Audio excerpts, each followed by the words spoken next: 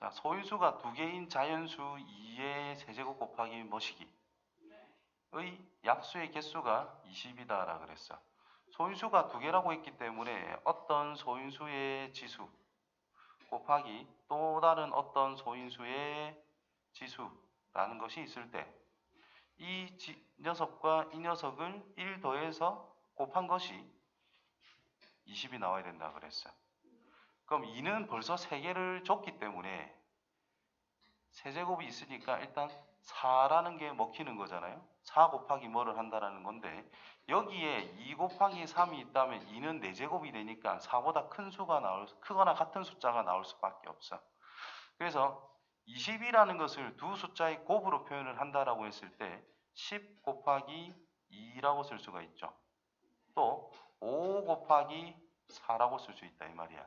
앞뒤 맞춰서 자리 바꾸는 것까지 생각해서 4 곱하기 5도 되고요. 2 곱하기 10이라는 것도 되는데 이 2라는 소인수를 쳐다보면 3제곱 이상이 될 거니까 4 이상의 숫자만 생각하면 되기 때문에 2의 거듭 제곱에 의해서 4, 5, 10 이 세 가지를 표현을 해줄 수가 있는 상황이 된다라는 뜻인 거예요.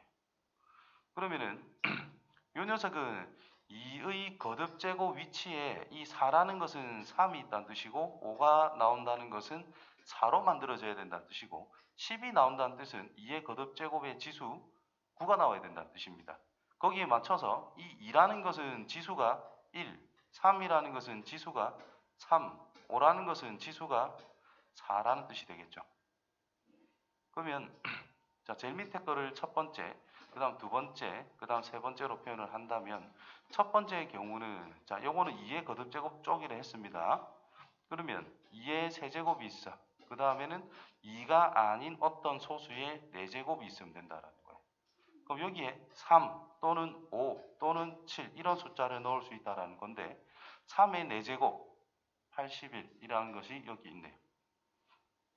5의 4제곱 하면 625거든. 그럼 복이 없으니까 더 이상은 생각할 필요가 없다는 뜻인 겁니다.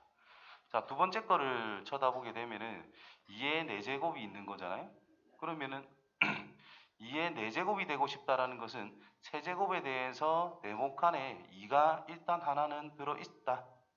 그 다음에 2가 아닌 어떤 소수에 대해서 3제곱이 만들어져야 되니까 3승 이렇게 써야 된다는 겁니다.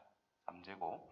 그럼 여기에 2가 아닌 거 3이 들어있다면 2 곱하기 3의 3제곱 3의 3제곱 27이거든.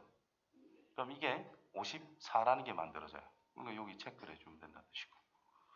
여기 3이 아니라 이제 5가 들어간다면 5의 세제곱 125 그것의 2배 250 뭐 없으니까 이제 더 이상 생각할 필요가 없겠네. 자, 그 다음 상황을 또 쳐다보게 되면은 2의 9제곱이라는 게 만들어져야 됩니다. 2의 9제곱이 만들어져야 된다는 뜻은 2의 세제곱은 갖춰져 있는 상태인데 빈칸에 2의 6제곱이라는 게 곱해져 있어야 된다는 뜻이 되겠고 거기에 맞춰서 1제곱이 필요하다라는 뜻이거든. 그러면 2가 아닌 소수에 대한 1제곱이 필요하다라는 뜻이 된 거예요.